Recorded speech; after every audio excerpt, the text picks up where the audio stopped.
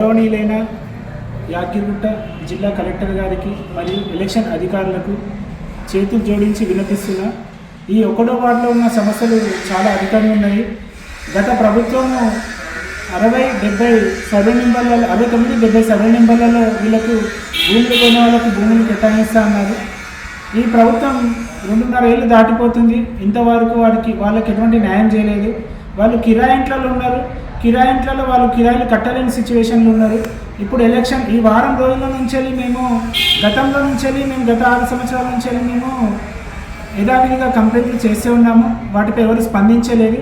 ఈ వారం రోజుల నుంచి మేము సోషల్ మీడియా ద్వారా ఈ 73 కుటుంబాలు ఏదైతే మేము ఎన్నుకొని వారికి న్యాయం జరగాలని ప్రజల దృష్టికి తీసుకెళ్తున్నాము.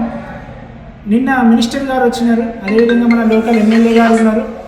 వీళ్ళు కలిసి వీళ్ళకు న్యాయం చేస్తాము, 73 ఇల్లు కేటాయిస్తాము, ఫ్లైఓవర్ తీసేస్తామని చెప్తున్నారు.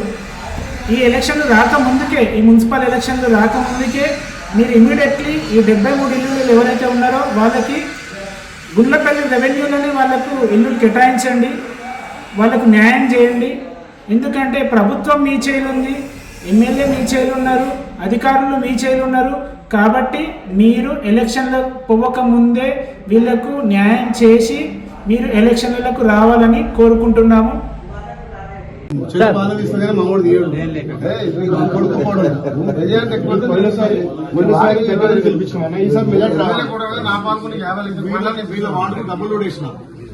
బ్రిడ్జి మనకు వచ్చి పోయి మా బ్రిడ్జి చూసి మనకో అయిపోతుంది.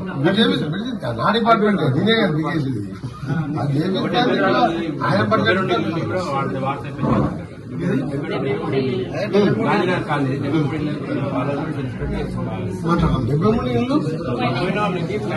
వాళ్ళ ఫ్లాట్ ఇచ్చిన కానీ అది కాలేదు.